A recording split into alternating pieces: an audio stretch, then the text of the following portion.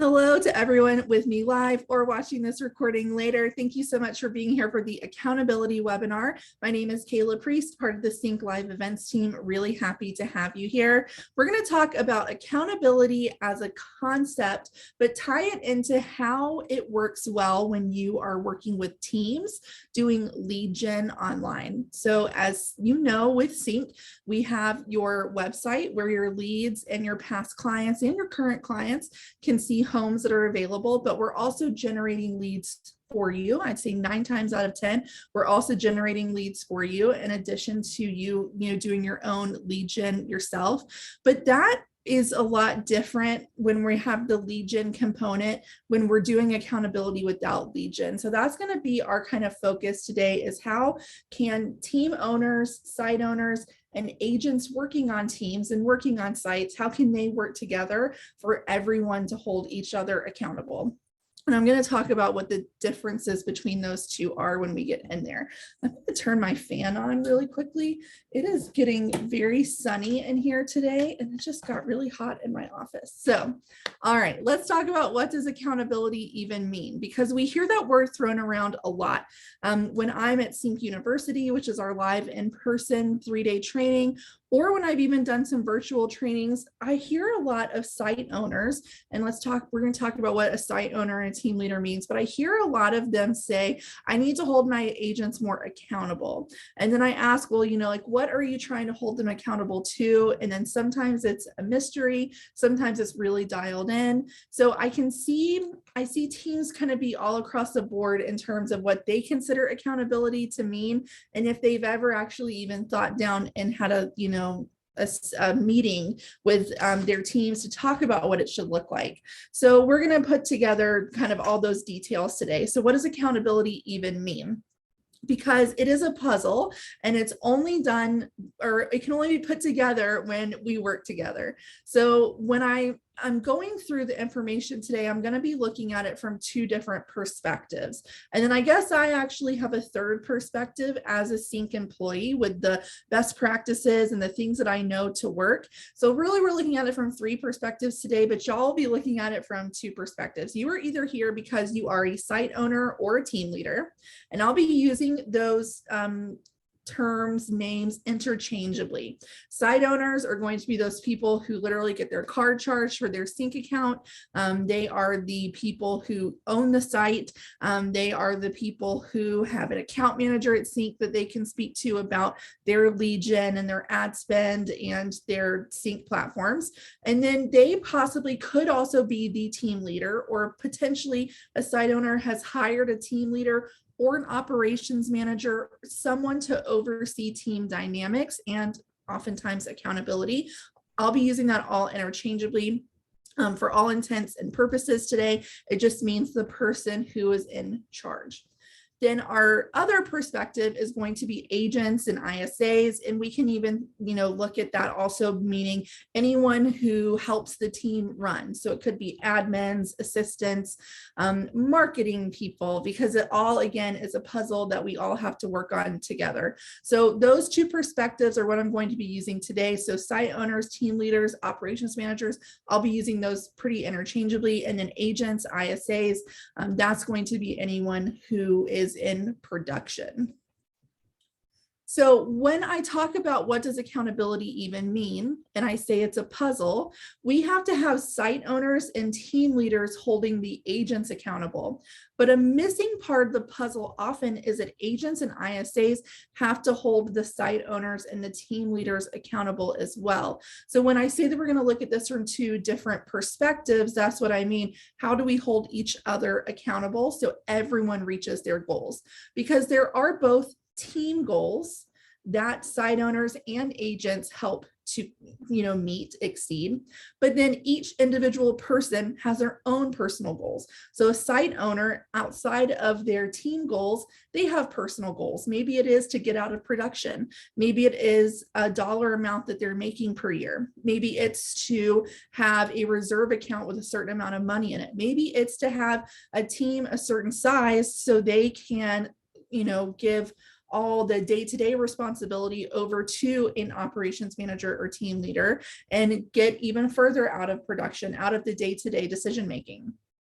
Agents have their own personal goals as well.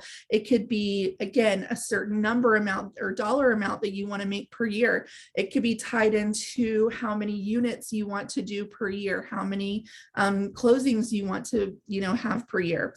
It can be that you want to have the entire month of December off to spend with your family. So whatever that goal is, you hold yourself accountable, but you also hold the team accountable to the team goals and your personal goals. So that's the two perspectives that we're talking about today. So let's first start talking about what site owners can have personal responsibility for. And when I say personal responsibility for, I don't mean that this is helping them personally only get to their personal goals. Remember, it's a puzzle. So everyone's team and personal goals all goes in the pot, and we're helping each other stay accountable to those goals. But then how do I personally help my team and my agents get closer to their personal goals and my team goals? And the first part of site owner accountability is holding meetings for their team. Now, the word meetings can often send like shivers up people's spines, right? The word meetings, no one really likes to have meetings. However, meetings are super important when we have a team of agents who are looking for guidance, because let's be frank, agents have a choice of either joining a team or working solo. Of course, they do have to hang their license, but they don't have to be on a team. So a lot of times from site owners, I hear, well, I have a hard time holding my team accountable because they are independent contractors, which is the truth, right? They're independent contractors. And they say, I can't really make them do anything. And at the surface level, yes, that's true. However, this agent, and if you're an agent that's here on the webinar, by all means, chime in and tell me about your, personal situation. But they had a choice, right? Do I stay independent and, work solo, or do I join a team? And so I think it's really important, and I'll get back to meetings in a moment, I promise, but it's important when you're even adding someone to the team to have that conversation about why are you looking for a team environment? What is it that I could give to you that you're looking for that you could not get on your own? So it could be that it's a new agent who wants a little bit more education and training about the, profession as a whole, someone who could really take them under their wing and help teach them. It could be that it's a more seasoned agent who says, I'm tired of doing it all on my own, and I would like a little bit of support. I like that this team has, for example, a transaction coordinator as part of working on the team, right? So there's all different reasons why people might decide that they don't want to fly solo and they want to be on a team. So we have to give that to them. And if the reason that they want to be on a team, it does not line up, does not jive with what I'm ready to give, then I tell them that it's not a great fit and I send them on their way. Maybe I introduce them to someone else who they could possibly be a better fit for. So meetings is part of that because they join a team for a reason. They are looking to you for guidance, and you are in turn looking to them to help you meet your team and your personal goals. So meetings is one way that we can do that. And again, like I said, it can sound boring. People say, I'm busy, I don't have time for this. But if we don't set aside time for us to come together as a team, talk about what's working, what's not working, what can I help you with? What is there, an ongoing issue that we see that this is the solution for it? We have to have those times together so we can all be on the same page and make sure that we are working towards meeting our goals. We are being held accountable to our goals. So I'm going to break down the two types of meetings that I think are non-negotiables. And if you're currently an agent watching this and you're not doing these with your team leader, I think it's really important that you sit down with them and tell them that you want to start doing these. The flip side, if you're a site owner that's not currently doing these, I think it's really important that you sit down and look at your calendar and you find a way to make it work. But there are two non-negotiables. The first is going to be a weekly team meeting. Now, when I say weekly team meeting, it could happen any time of the week, but I personally think there is a best time of the week to do this. And for me, it's Tuesday mornings. So as we know, as real estate agents, we're out working a lot on the weekends, and maybe we need Monday as downtime. Maybe we need Monday as our admin time. So maybe we need some time just to kind of get ready for the week ahead. And then we're going to hit the ground running on Tuesday again. So I think that it's really important that this meeting is the same day and the same time every week. And for me personally, Tuesday mornings, probably around 8:30 is a great time. Why am I saying 8:30? It could even be 8, because we want to end this meeting on a high note and then send people, our agents, off to do their phone calls for prospecting, because that's one of our best times of the day to do our prospecting calls is in the morning. So we can actually end each meeting with a role play or with some sort of energy kind of moment where everyone then gets sent to do their prospecting calls. So I think day of the week, Tuesdays works really well. And then doing it first thing in the morning so people can't, get busy or get held up at another appointment and can't make it is really important. A question I get a lot is, can I do this virtually? Yes, you can, especially if you do have more of a virtual brokerage or team setup. It's okay to do this virtually, but I do think that it's a little bit more impactful when you can do this in person. So even if you do have more of a virtual setup, this could be the one time you all get together to build rapport and team build and really get to know each other in person. So this would be Tuesday mornings, 8:30ish. It should be no longer than 30 minutes. If it's going any over 30 minutes, you probably are not structuring it down enough. So what should you be talking about during this time? It's going to be a recap of last week. So was anything outstanding from last week that you need to wrap up, remind people of? That's in there. You can go around and say, what's everyone working on this week? So if you have a small enough team that everyone can speak during each of these meetings, that's a really great way to make it more beneficial and more valuable for people. So what's the number one thing you're hoping to accomplish this week?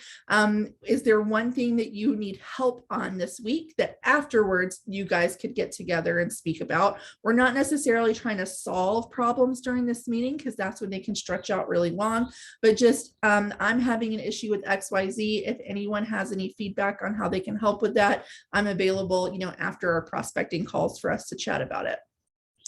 I think it's important to talk about numbers. So as a team, our goal is ABC. How close are we to meeting that? What can we each do? Can we each give 10% more this week to help get us closer to B? Because we're almost there. So it's really important that everyone always has access to numbers and there's transparency, because when that happens, people feel like their individual contributions are actually making a difference.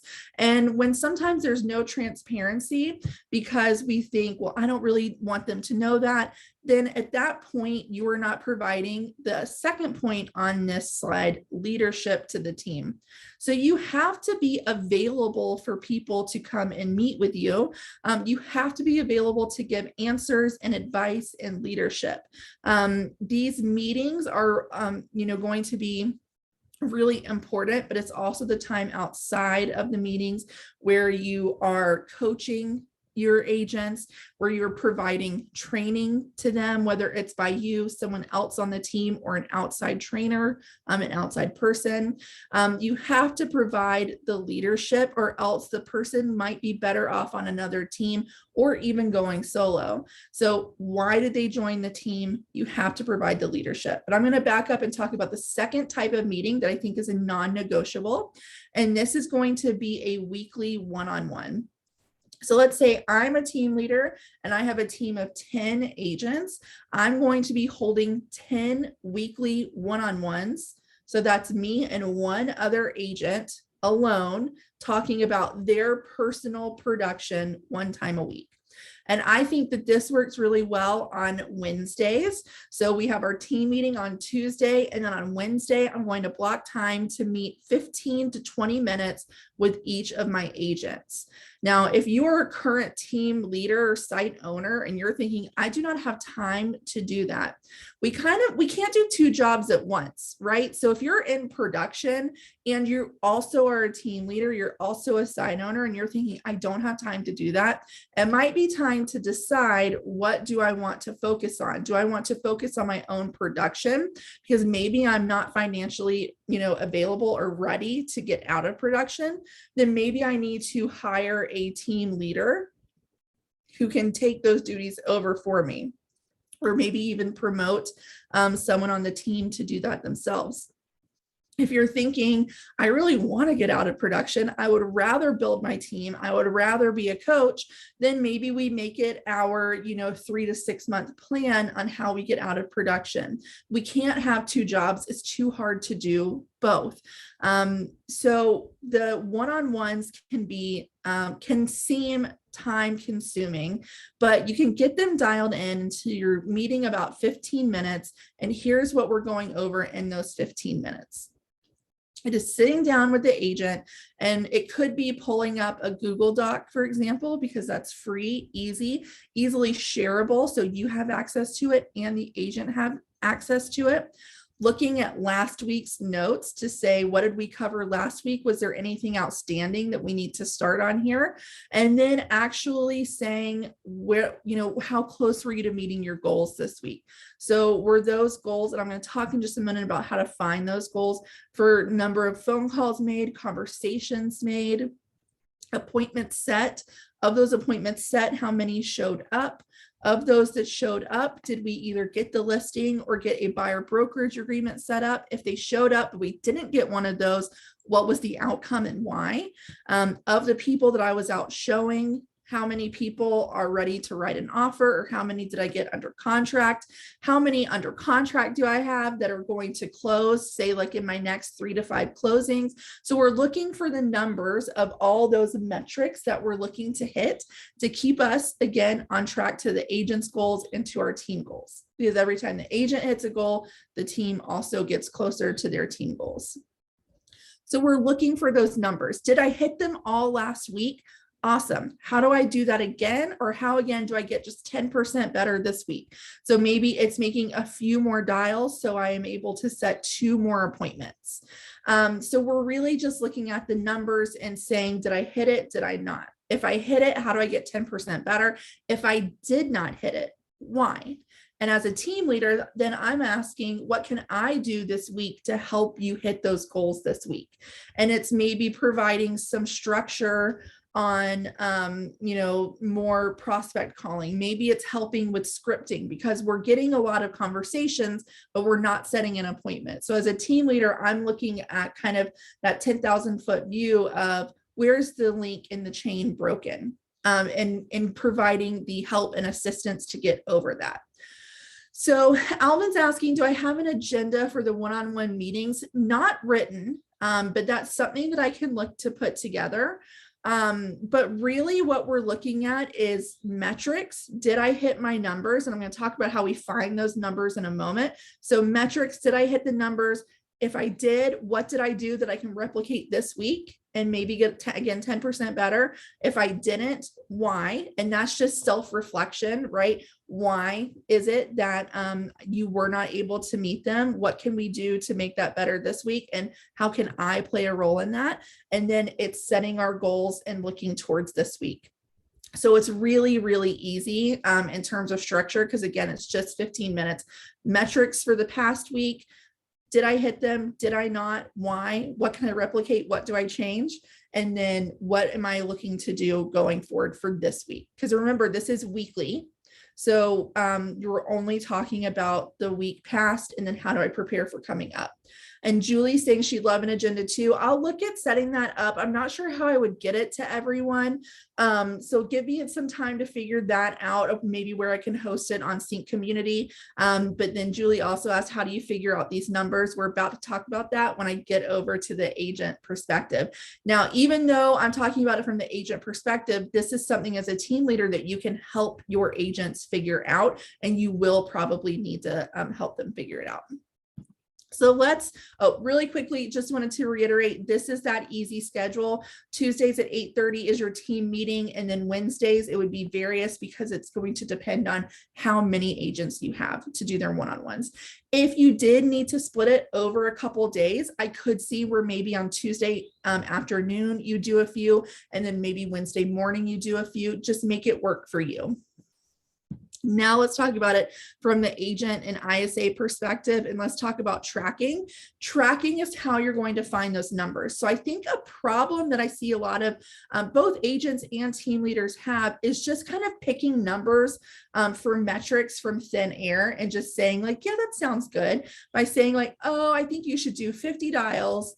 And I think you should close, 30 deals by the end of the year. And that's not really how it works. It doesn't really help us get to something that, or help us meet our actual goals. It could be a goal that sounds good, but am I really doing the work now to get me to that goal? And is that goal really what I want? So like I said, this is something that you're going to do together, but it does fall on the agent to do a little bit of tracking to help get there in the beginning. So we're going to do what's called reverse engineering, which sounds so scary, but I promise it's not.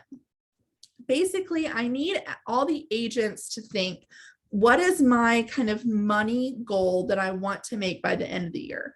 And I'm very bad at math. And so I'm going to use some very easy numbers, and I might even have to write some down so I don't get confused. So let's say an agent wants to make $100,000 by the end of the year. Again, and this is not going to be all agents should want to make this. They could want to make more, they could want to make less. Right? It's going to depend on what's important to them. And that's something you should know when you add someone to your team. What's important to them? Is it money? Is it work-life balance? Is it freedom? What is it? So we're just going to say that this agent wants to make $100,000. So if we know that that's what they want to take home at the end of the year, now I'm going to reverse engineer from that number to decide how many dials they need to make to get there. So we're going to work back to how many dials they need to make.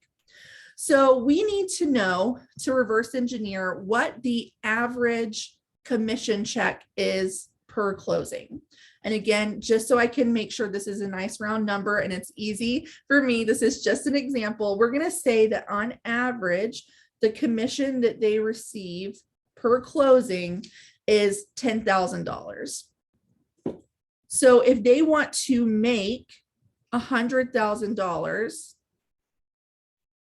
then that means that they would need to sell, or help their clients buy 10 homes, right? Because $10,000 times 10 deals would give them their 100,000. Remember, this is just easy round numbers.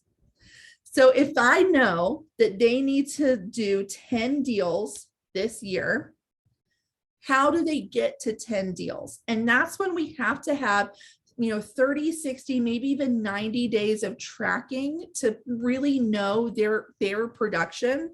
But we could also look at team metrics to help them out in the beginning. But here's how we reverse engineer. To get to 10 closings, how many appointments do they have to get 10 deals under contract? Let's say that maybe they need at least 15 contracts to get to those 10 closings, because a deal, will occasionally fall apart. Someone's financing doesn't come through. The buyer goes out and buys a new car in the middle of the deal, right? There's something that causes a deal to fall through. So let's just say, to be safe, we want to make sure that they get 15 under contract. To get 15 under contract, they need to have a buyer agreement or a listing agreement signed by how many people? Say like 25 people. Maybe a listing expires, maybe the buyer asked to be let out of their agreement because they decided not to buy right now, right? So we're basically walking back to find out this information. Let's say if to get to those 15 agreements or signed, then we needed 25 appointments. Well, what's their appointment kept ratio? For every one appointment they set, how many show up? Does everyone show up because they're really great at setting those appointments? Or maybe they have an ISA setting those great appointments for them. We're walking back to basically look at number of dials lead to how many conversations. Because just because we dial someone doesn't mean they pick up and we have a conversation. So how many dials lead to how many conversations? Those conversations lead to how many appointments? Those many appointments lead to how many appointments showed up. Of those that showed up, how many of those people signed a buyer or a listing agreement? Of those agreements, how many of those deals went under contract? And of those under contract, how many closed? So there's going to be 7 pieces of criteria or metrics that we're tracking. And this is what we're going to look at in our one-on-one. So to make sure that those numbers make sense for the agent's goal, we need to have them tracking their actual numbers each week. So we make sure we're making the right decisions. We're making sure that we're working, inch by inch, mile by mile toward the right goal. Vic, I see your question about how to mute yourself. Everyone should actually already be muted, and I don't hear anyone. So I think you're good to go. So that's what we have to have an agent tracking, and CINC, of course, helps you track some of that in terms of how many dials were made. Did they move into the contacted pipeline stage? You can use the CINC call summary to do that. But we will have to have some self-reporting, and it could even just be a spreadsheet. It could be just making tick marks on the desk of did they answer, did that lead to a conversation, did they show up to the appointment, etc. So those are the metrics. That's a number that we're going over. And now if we're adding someone new to the team, we don't have those numbers right away. If we have an existing team, but we haven't been tracking that, we don't have those numbers right away. So you can use some blanket, we want to do 25 dials a day. We want to have, I'm going to do a little math. You want to have 125 dials a week, which would be 25 times 5. We want to have 3 appointments per week. We want to have, 2 closings per month. Like we can have those kind of that sound good to get us started. But then once we have 30, 60, 90 days worth of actual tracking done by you and the agent, we should be able to refine those goals to make sure that they make sense, to make sure that they are actually what we're capable of. And we're not, maybe not making as many dials as we need because we need more dials to get to that number of appointments. Tell me in the chat, does that make sense? Do we need to talk about it a little bit more? Tell me if you're following, you're picking up what I'm putting down. Tell me if you have any specific questions on that, because I know talking about that can be kind of strange when we don't actually have numbers to look at. If you've got a specific question about any of that, please feel free to put that in there as well. So we have to have the agent always tracking, and then the site owner, team leader can go through and double check on that. What system do we need to track the weekly OSA calls? So if you're using an ISA or your agents are making the calls, you can do a lot of tracking in CINC, especially if you're requiring that they use the dialer or the CINC agent app to make the phone calls. You can get the lead summary report. So the CINC Help Center will be really helpful for this. Lead summary report, you can look up there. Again, that's lead summary report. The daily dialer summary. Again, you can look that up in the CINC Help Center, daily dial or the dialer summary. You can look those up. And then the one that I prefer is going to be the call summary, and that you can find in the broker dashboard. So those are the CINC reports that you can use to help track this, but you may need some self-reporting on the agent's part, maybe a spreadsheet that they just drop their numbers into daily. And then that's something that you would look at for the during the one-on-one. So agents are holding themselves accountable to their own goals by tracking their numbers. And then our team leaders are holding the agents accountable to those goals, to those metrics. So Grayson is asking, do you recommend calling from the dashboard or calling on a personal phone? I would love to see everyone either using the dialer or at the very least calling from the CINC agent app. When you use the dialer, you can choose to use your CINC phone number as the outgoing caller ID or your personal number as the outgoing caller ID. And that's why that's really great. It also automatically logs a call note for you saying that the agent called at a certain date and time. And so that gives you just a level of accountability that you don't have if someone's just dialing the number in on their own. If you don't want to use the dialer, because it does cost $75 per 3 lines. So if I had a team of 6 agents and I want them all calling on the CINC dialer, it would cost me $150 extra per month. I do think that's a really great deal when you look at other outside dialers.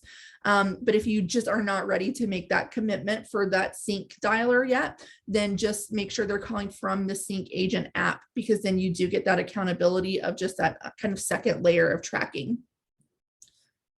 So that just can be something that you decide as a team is going to be the method going forward, and then make sure that everyone signs off on the changes that you make to the team kind of structure or team process, because we want to make sure that everyone's, saying that they are committing to doing those things. So then my second thing that I have here is the CINC method. And that is going to be something where an agent has to hold themselves accountable to. And I'm going to show you in the platform what the CINC method looks like, but I also want to let you know that I can go a lot deeper than we have time to do today. So if you want to go deeper on the CINC method of how to prospect and follow up with me, I need you to join my Wednesday Who Do I Call Today webinar. That's going to be this Wednesday at 3 Eastern. You can sign up for that at cincommunity.com/webinars. cincommunity.com/webinars is where we can go deeper on that CINC method. We're not going to talk on that right now because I want to talk really quickly first about finding money in your database and how to do that. Then we'll actually get into a CINC site and look at both the CINC method and finding money in your database. So finding money in your database. Again, we can look at this from 2 perspectives. So a lot of people come into CINC and they don't really have a concrete goal of what they want to do with their CINC database. I think that it's a really great starter goal, and this can increase as you get more comfortable with the platform, your lead gen picks up, your agents get more comfortable. But I think it's a good starter goal that everyone should be able to do 2 deals per month out of CINC. It may take, 3 to 6 months for that to really pick up as your database grows and picks up steam. But we can really start to look for everyone should at least be doing 2 deals per month from your CINC leads. Again, that may not happen right away. It does take time for your database to grow and for your data to get richer, but eventually we can be looking for 2+ deals per month from CINC. So how do we find those?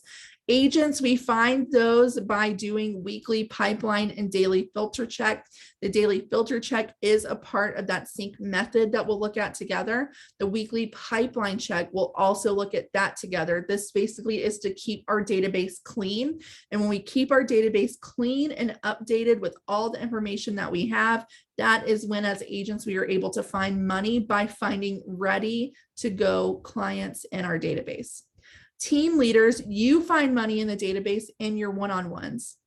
That is when you sit down with your agents, and part of that is to say, what are your next 3 to 5 closings? And they need to pull up a lead and say, this is Kayla, she's going to close next week, and here's where we are with that.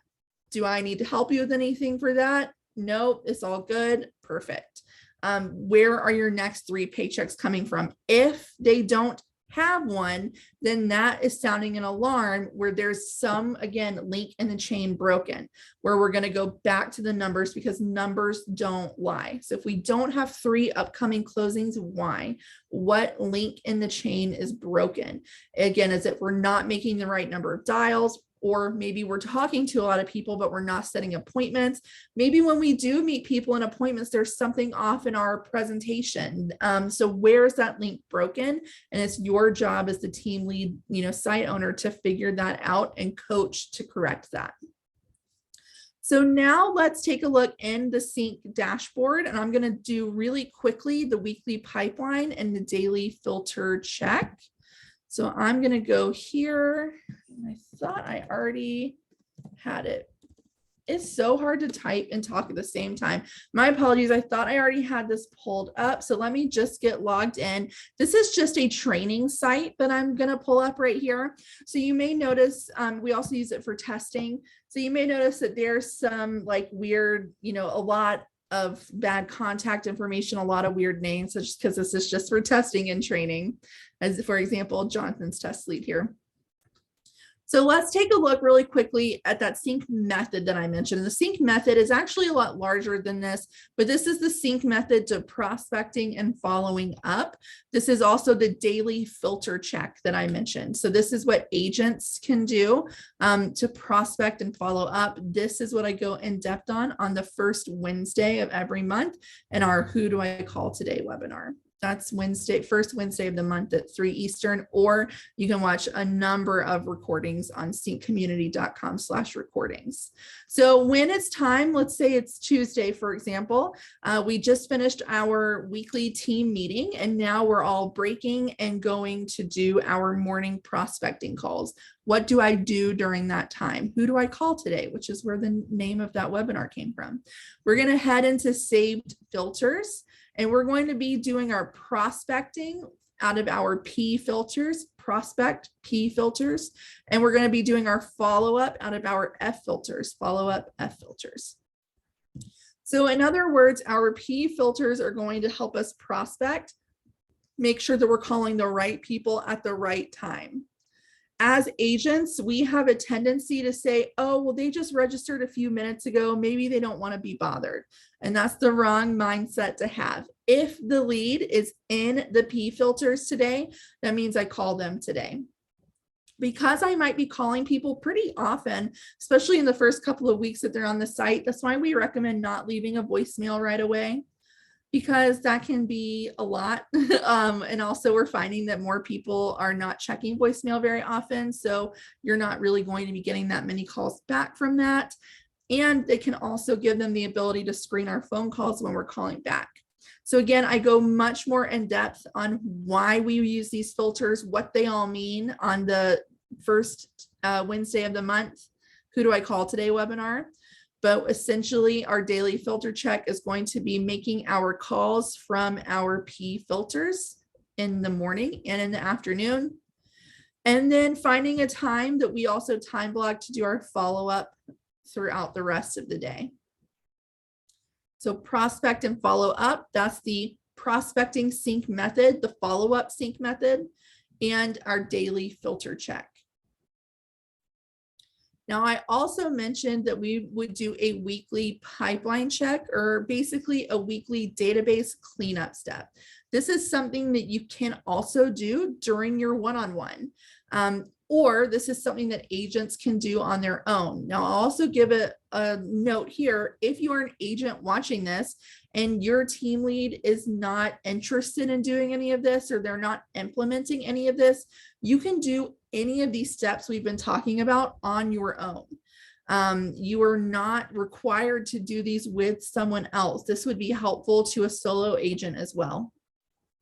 So our weekly filter check, or excuse me, our weekly pipeline check, I'm going to go into my pipeline menu here.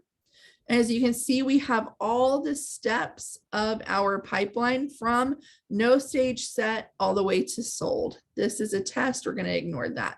So we're looking at no stage set to sold.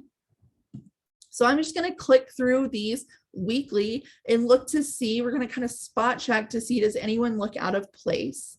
So no stage set. The only reason someone would be here is if we've done an import from another source, maybe a past database we were working in. Maybe we get a lead list from somewhere else that we have to input in. So if you've done an import, you may have leads in no stage set. So unless you've done an import recently, you probably won't have anyone here, but it doesn't hurt just to take a quick peek and see, is there anyone here who shouldn't be? For example, if I imported in a list of past clients, I can then see them here. I could use my mass actions button to move them from the no stage set pipeline into contacted, for example. Just showing you how you would move leads out of here en masse. But once everyone looks good here, I'm going to go on to new lead. And here I'm essentially looking, is there someone here that I missed that came in maybe overnight or while I was in another appointment and I wasn't able to call them, or maybe someone I recognize that I have called and I just forgot to move the pipeline stage. That's what we're looking for here. Is there anyone here that does not belong here? Then we'll move to attempted contact. And here we're going to start looking for another kind of a different piece of information. Our attempted contact pipeline stage is for those that we have tried to call, but we have not had a conversation with yet.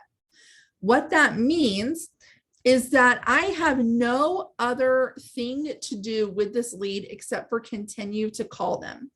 And if they are in my P filters, that's my reminder to call them. Remember I said our daily filter check when we're doing our prospecting is calling the right person at the right time. The P filter identifies who the right person is on that day. So for example, this lead Cindy here, Cindy has a reminder on her. However, she does not need one because she's an attempted contact. And the only reason the only thing I need to be doing with this lead is to call her when she's in the P filters. Therefore, this reminder here is unnecessary. So I'm asking myself a couple of things. Did I actually need to follow up with her, but I forgot to move her to contacted? Maybe it's a person that I previously had an appointment with, but they ghosted me. And so I moved them back to attempted contact to put them back in my prospecting to-do list. So that's what we're looking at here. Is there anyone who I actually have already spoken to that I just forgot to move the pipeline for? Can I actually delete this reminder because it's not necessary because I actually haven't had a conversation with her yet? If that's the case, then I would open this lead's profile, go into the reminders tab here, and just delete that out because it's just not time yet. And when we put reminders on people who are in attempted contact, we're just doubling our work and making our database a little messier. And remember, clean databases are where we find deals. So you can actually sort the attempted contact filter here by reminder. And that way we're going to see right up top people who have a reminder and decide what to do with them. So then once we've done that, we can look at contacted. And what I'm doing here is looking for people who have overdue reminders. So this is kind of just a reality check of, am I really behind with some people here?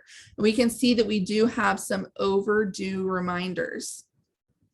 Now remember, we follow up from the F filter, so I'm not asking you to follow up from here. What I am asking you to do is to clean this up. Is there one that's really overdue, like 123 days overdue? What can I do with that person? I can come in and take a look at them. Are they signing in? Are they still looking at things? Are they opening emails? Maybe I want to, reset this reminder for today because I see they're really active. So this is what we're looking for weekly. Remember to clean up our database.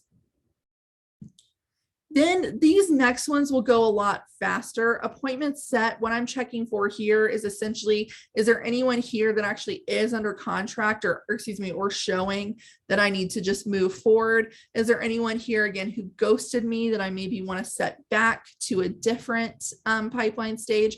This is just a quick, am I, basically, is the latest and greatest information here visible?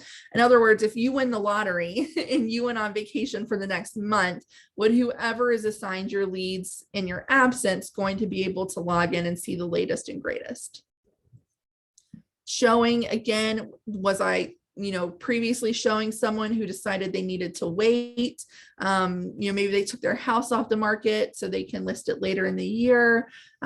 Maybe it's a buyer and they decided that they wanted to wait for whatever reason. We're just, again, latest and greatest. Under contract, same thing. Is there someone whose deal fell through that I need to move back? What's the latest and greatest?